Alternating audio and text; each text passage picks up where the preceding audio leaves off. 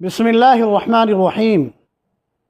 ساتھیوں اور دوستو، ہمیشہ اللہ سبحانہ و تعالیٰ سے ڈرتے رہیں، اور جو آپ کی نگاہیں دیکھتی ہیں اور جو آپ کے کان سنتے ہیں، ہمیشہ ان سے عبرت اور نصیحت حاصل کرتے رہیں۔ مہینے پر مہینے اور سال کے بعد سال گزرتے جا رہے ہیں، اور سچائی یہ ہے کہ ہم پر غفلت کے بادل مزید گہرے ہوتے جا رہے ہیں۔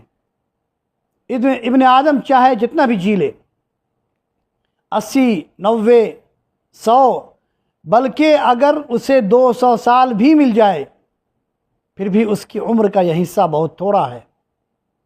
حضرت نوح علیہ السلام اپنی قوم میں 950 سال تک رہے۔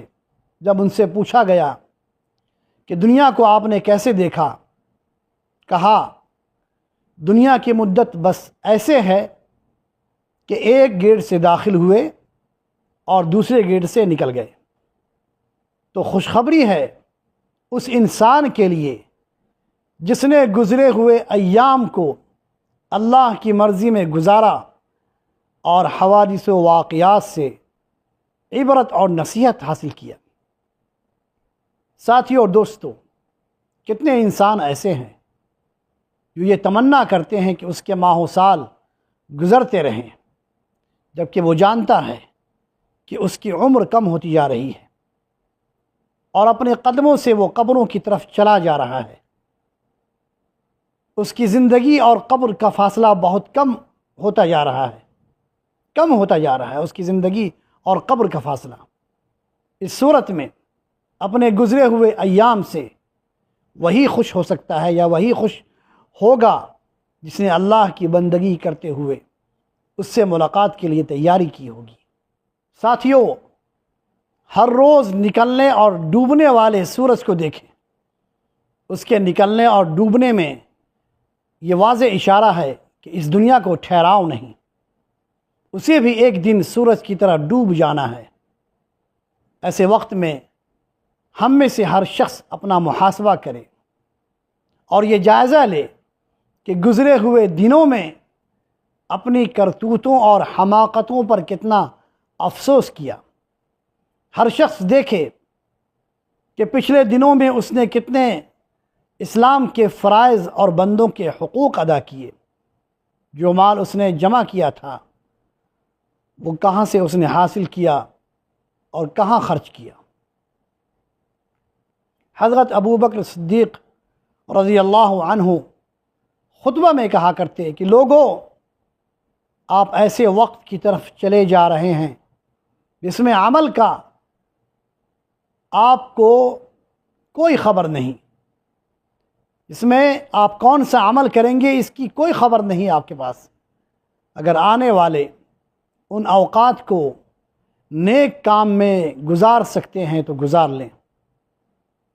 میرے بھائیوں، اس بات کا ضرور جائزہ لیں کہ اس سال آپ کا جو رجسٹر بند ہونے والا ہے، اس میں کون کون سی چیز آپ نے درج کروائی ہے، اس کا ضرور جائزہ لیں۔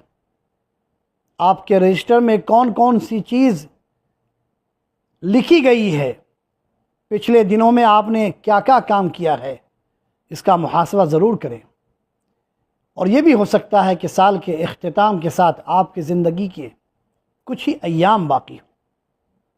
نبی صلی اللہ علیہ وسلم نے کتنی خوبصورت اور عمدہ بات کہی ہے، جس کا ترجمہ ہے کہ 5 چیزوں سے پہلے 5 چیزوں کو غنیمت جانو۔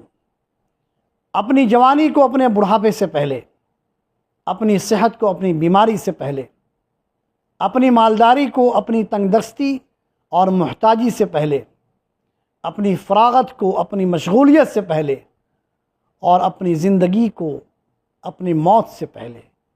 کتنی اچھی بات ہے، پیارے نبی صلی اللہ علیہ وسلم کی یہ بات کتنی خوبصورت ہے۔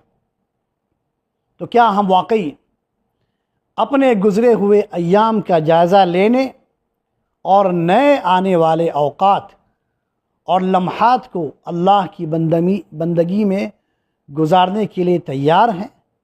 اللہ سے دعا کرتے ہیں کہ اللہ ہمیں آنے والے اوقات اور لمحات میں اپنی زندگی کو نیک عمل کے ساتھ گزارنے کی توفیق عطا فرمائے۔ والسلام علیکم ورحمۃ اللہ وبرکاتہ۔